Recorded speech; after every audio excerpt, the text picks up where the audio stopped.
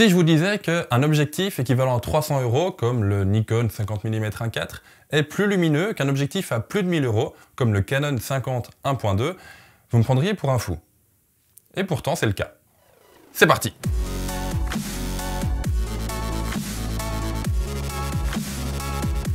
Bonjour à tous, je suis Pierre et vous êtes bien dans un nouvel épisode des éleveurs de pixels. Aujourd'hui, et comme dit dans l'intro, on va parler d'objectifs. Et avant de revenir sur l'affirmation que j'ai faite dans l'intro de cette vidéo, il est important de vous expliquer la différence entre le diaphragme et le facteur de transmission. Du coup, oui, ça va être le sujet de la vidéo d'aujourd'hui. Sur la plupart de vos objectifs, vous avez déjà vu des ouvertures type f 1.8, f 1.4, f 1.2, f je ne sais quoi, bref, il y a toujours ce f devant. Mais aviez-vous déjà remarqué que sur certains objectifs, le F était remplacé par la lettre T? C'est souvent le cas sur des objectifs de cinéma. On peut voir ça avec différents objectifs de la marque Samyang dans sa gamme cinéma. On a notamment le 35 mm T 1.5. Ces deux facteurs sont liés, mais il est important de distinguer d'un côté l'ouverture du diaphragme, symbolisée par le F, et de l'autre côté le facteur de transmission, symbolisé par le T. La valeur F désigne l'ouverture du diaphragme, c'est-à-dire la capacité théorique d'un objectif à transmettre la lumière.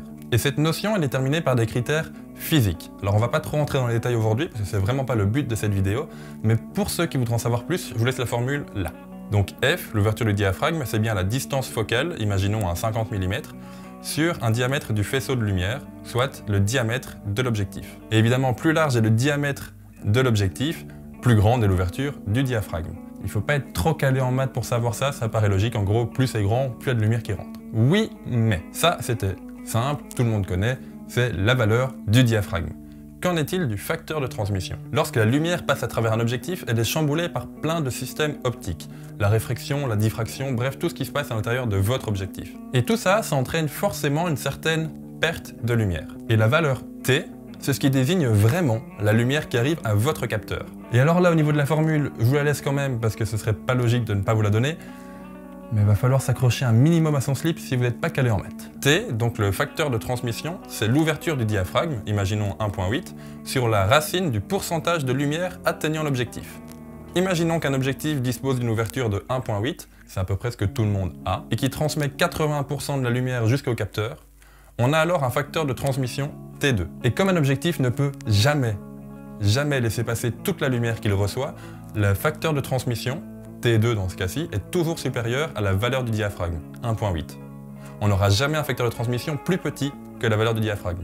Ce serait complètement illogique. Pour résumer, l'ouverture du diaphragme, c'est une notion qui traite de la lumière que l'objectif peut recevoir. Et le facteur de transmission, c'est ce que le capteur reçoit réellement, après que la lumière soit passée dans l'objectif et subit tous les phénomènes. Bon, ça c'était presque 5 minutes bien théoriques. Et je suis tout à fait d'accord, ça ne vous aidera pas à faire de meilleures photos. Et en photographie, aujourd'hui et depuis déjà un bail, tous les appareils sont équipés d'un posemètre. Vous n'avez donc pas à mesurer la lumière pour votre objectif.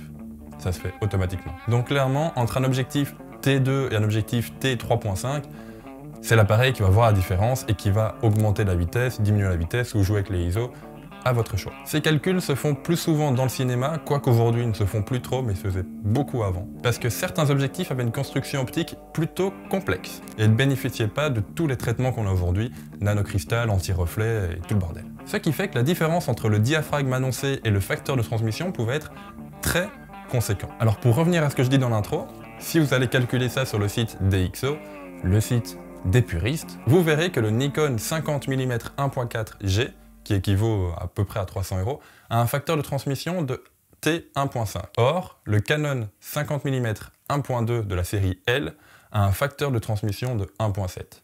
Donc, techniquement, le Nikon est plus lumineux que le Canon. Cependant, ne me faites pas dire ce que je n'ai pas dit que le Nikon est meilleur que le Canon. Ça sera un débat éternel, et pour le coup, ce Nikon-là, le 50 1.4, c'est de la daube. Voilà, pour une fois, je vous ai fait un cours ultra théorique. J'espère que ça vous aura intéressé un peu. Moi, en tout cas, quand j'ai vu cette différence, ça m'a pas mal interpellé.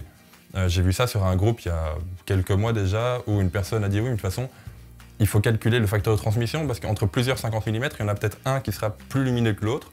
Et de base, je me suis dit, bah non, c'est l'ouverture du diaphragme. Et ben non, c'est le facteur de transmission qu'il faut calculer. Donc voilà, c'est pas simple à comprendre. Je n'ai pas été très loin non plus, donc si jamais ça vous intéresse, je vous invite à faire des recherches, parce qu'il y a moyen de se prendre la tête des heures là-dessus. Mais là, clairement, j'essaie de le voir très très superficiellement, de façon juste à aborder le sujet. Donc voilà, j'espère quand même que ça vous aura plu. Nous, on se retrouve bientôt pour un prochain épisode, ce sera après les 2 épisodes de Scott. En attendant, prenez soin de vous, sortez, faites des photos. C'était Pierre pour les éleveurs de pixels. Ciao!